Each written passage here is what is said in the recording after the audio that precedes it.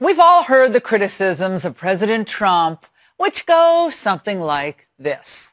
No president has come close to defaming and trying to destroy the democratic values of this country. No president has come close. Does he know he's tearing down these institutions? Does he know he's tearing it down? He shatters norms for a living. How much longer can we survive the autocratic tendencies of one man? This is revealing his autocratic tendencies. Donald Trump has no real commitment to democracy.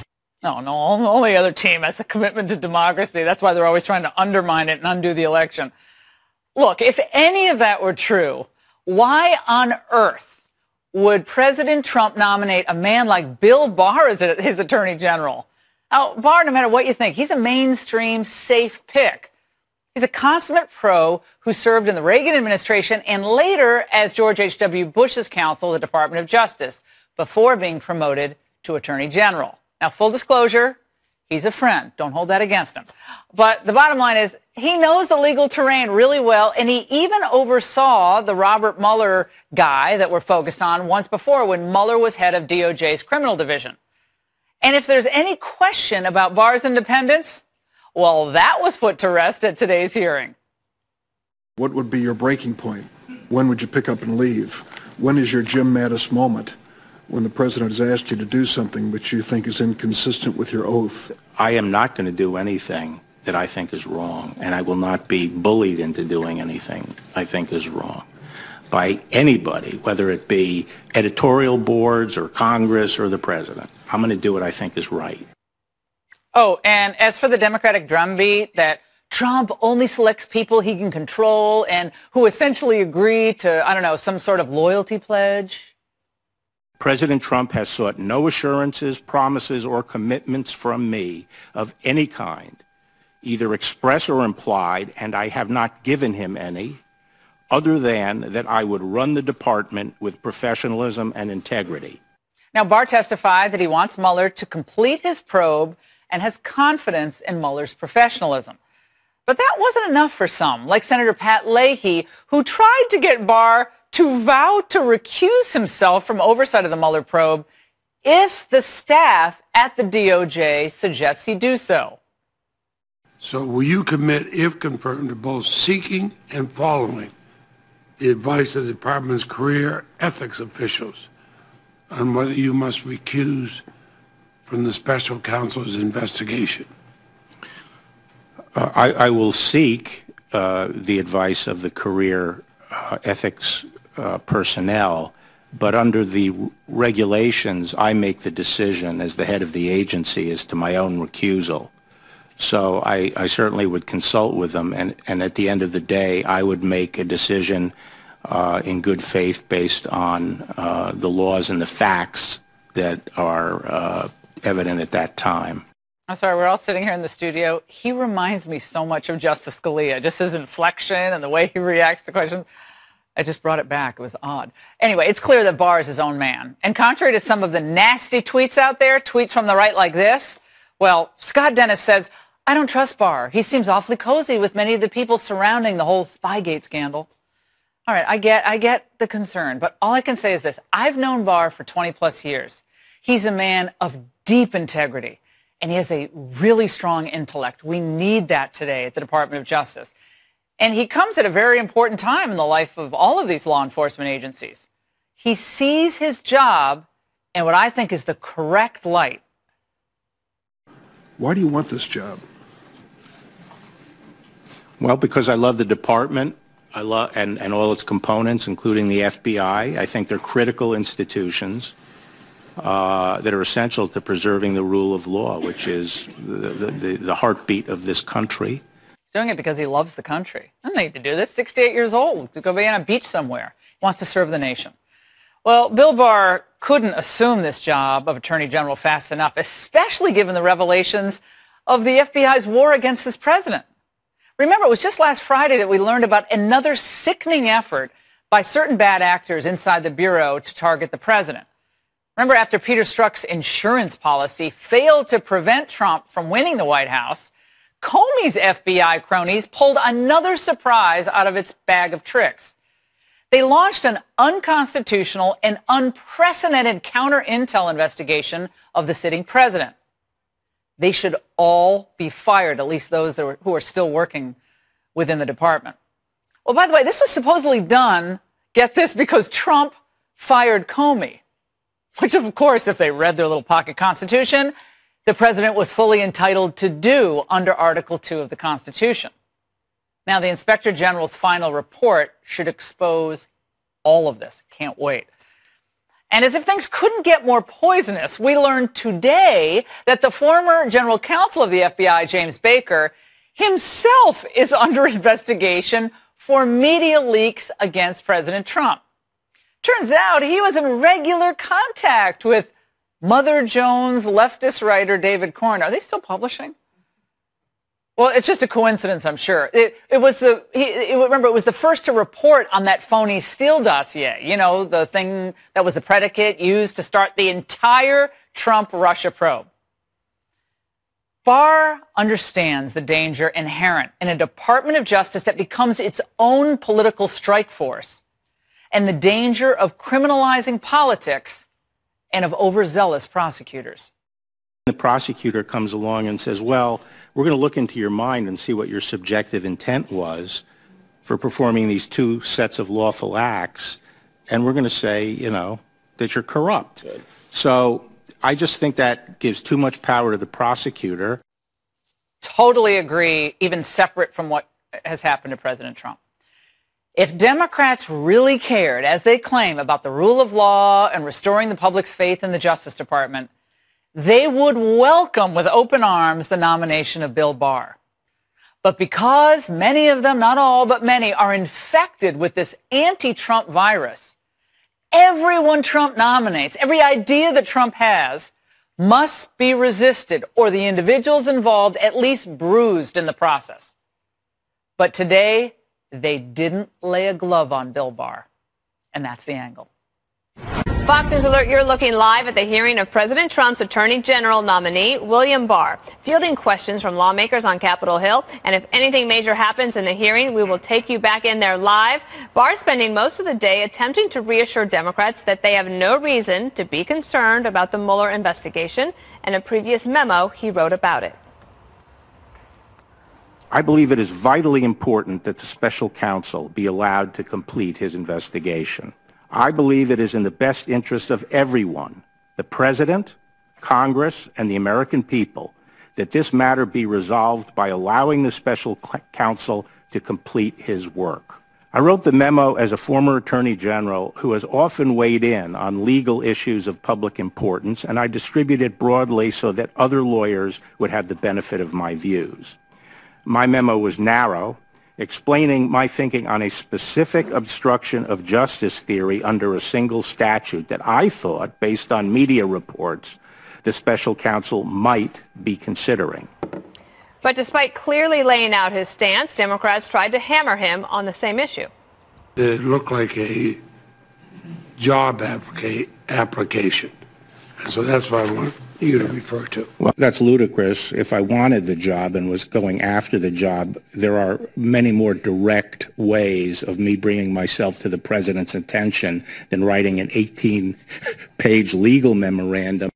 Will you commit to this committee that you will not allow the president or his attorneys to edit or change the special counsel report before it is submitted to Congress or the public? I already said that I would not permit editing of my report. And then, as we've seen in previous hearings, Democrats also pressed the nominee about whether he would be able to stand up to President Trump. What would be your breaking point? When would you pick up and leave?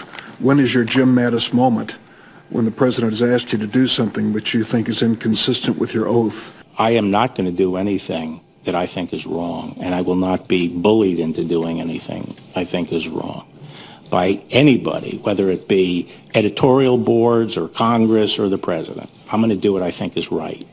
And then I want to just play for you this other sound that was caught off camera of Senator Dianne Feinstein. You want to listen? And so you see this a pretty easy road for him heading to confirmation? Oh, I think so. We'll see. All right, so I think that, she's reading the tea leaves, that this looks like a confirmation that might just sail through. Oh, interesting. What do you think of that? I get all the interest in the investigation, but it's amazing how the media and the Democrats are following the same script, super obsessed with how this will impact Mueller. I mean, if an asteroid came and wiped out half of the United States, the most important, the lead at MSNBC and CNN will be, how does this impact the Mueller probe? Well, there are 150 million people dead, but we need to know more about the Mueller probe. And then, just as it's like, every question is, how are you going to deal with Donald Trump? So it's basically boils down to this. We hate Trump. You like Trump, we hate you too. So he's not applying for AG. He's applying to gain entrance into the Donald Trump hate club. And he's got to say all the right things. I believe there's a treehouse out back for that. There might be. With the secret knock. You have here, Jesse, a nominee he's already been the Attorney General before. And in fact, when the senators were not referring to him as Mr. Barr, they would have to say General, because that was the title and you hold it for the rest of your life. And he's a guy who's willing to come back. He was almost going into semi-retirement. He's willing to be a public servant. How do you think it went today? I think it went really well, and Juan would agree with me, so he doesn't need to speak. I believe he handled all these senators very deftly. This was not a Jeff Sessions situation where he's like, oh, da-da-da. He was very smooth, and he was very direct, and everything he said was based on law. When he was asked, oh, what would you base a recusal on, he said, the facts, and it stopped a few senators in their tracks. They want him, and I agree with Greg, they don't want a Trumper as AG. They want a weak AG. They want someone that's going to recuse at the slightest whiff of controversy, and they want someone that's going to treat Mueller like a god. And I think he kind of straddled that pretty well. He said, if there's something that's going to happen, I will deal with it, but I'm not going to abdicate my responsibility as AG. I have an authority here, and I'm going to be a strong Attorney General. But he also had said in this memo that Comey deserved to be fired. And Mueller going after an obstruction case against the president was kind of on weak legal ground. And Mueller shouldn't have stacked his team with Democrats. It didn't look good. And he said, and I think that's caught President Trump's attention, is that there's a lot of reasons to go after Hillary on Uranium One and things like that, more than to go after Trump-Russia collusion in 2016. Not Uranium One again. Hey, I didn't bring it up. That was Bob Barr. But speaking of President Trump meeting with Bill Barr, he was asked about that. Let's play that sound and we'll get Juan to react. The president wanted to know, he said, oh, you know Bob Mueller. How well do you know Bob Mueller? And I told him how well I knew Bob Mueller. And I said, Bob is a straight shooter and should be dealt with as such. And he said something to the effect like, so are you envisioning some role here? And I said, actually, Mr. President, right now I couldn't do it. My personal and my professional obligations are such that I'm unable to do it. And Juan, in another exchange, Mr. Barr said that he does not believe Bob Mueller would ever be involved in a witch hunt. So do you think Democrats will be satisfied with this hearing today? No. To me, this is about Trump wants to control the Justice Department. I think that's why he forced out Jeff Sessions, who was a Trump loyalist but had recused himself. So I think the standards, Dana, for the Democrats was if the ethics officials come to you and say, Mr. Attorney General, we think you should recuse yourself, will you abide by their findings? And he said no. He said he would go with his own sense of whether or not he should be recused. Similarly, and I think this is the big point, it's not a matter of, the hate anybody club. There was a question about whether or not he will release the report, the Mueller report. And he said, you know what, the way that we deal with, I think what they're called declination memos, where they decline to prosecute somebody, is we don't go out and talk about them. Right. And so we may not release all of it. Well, guess what? The polls are pretty clear on this. It's like a majority of Americans say his number one job should be release whatever Mueller finds. Don't cover it up. Don't let Giuliani edit it. put it out there for the American people, and he refuses to say that. There have been Republican senators, Katie, who have said that they also want that report to be public, but it will be the Attorney General's decision. Well, it's been such a big topic of conversation for the country for the last 2 years that it should be released in full as much as possible, but he didn't say he wasn't releasing it for reasons of personal political purposes or because the president doesn't necessarily want it released. He specifically referred back to the rules and regulations that are in the Justice Department when it comes to releasing reports like this. But one thing that I caught today that I found interesting is I think there was a bit of a missed opportunity because everything was so focused on Russia that all of these other issues kind of got ignored. For example, there were questions today about Bill Barr's role as Attorney General in the 1990s when there was a lot of crime. There's a reason why violent crime and murder in America today has been cut in half. It's a result of a lot of the policies that they put into place. And as you have Cory Booker and Kamala Harris and President Trump pushing forward with criminal justice reform, which is important, he really did a good job of saying, look, I'm not going to apologize for the things that we did in the 1990s to bring down the crime across cities in America. At the same time, I am open to the idea that maybe we can pull back on some of those policies now that we have solved a lot of the problem in places like New York and Washington, D.C. Chicago came up as one place where it hasn't been solved. So that's an issue that will be ongoing for the next 10, 20 years, and I don't think that they really He also said, Greg, that he would not target marijuana, unlike the laws, and like mess with what the states are trying to do. That's a good thing. Yeah, I guess that's a good thing. Well, I think that was the other problem with Sessions, was I think that he wasn't going to go for it. I think that's the direction of the country. And I do agree that we have to be really careful about talking about how great this police reform thing is going to be, because the facts are the facts. We saw a dramatic reduction in crime, and that had something to do with policies that we're now kind of saying, hey, maybe we don't need them anymore. And that's a thing that always happens. After something works, we all start thinking maybe we don't need it anymore, like walls. We don't need walls anymore. The broken windows theory here. And he was very strong on border security. He said he supported barriers where they were necessary, and he was also very against sanctuary cities. So I thought everybody watching should be pretty pleased with this guy. You know, one thing I would say on this, from the Democrats' perspective, he's not Matt Whitaker. And I think a man who's the acting. So, you know maybe what? Maybe that was a strategy all along, right? I think so. You never know.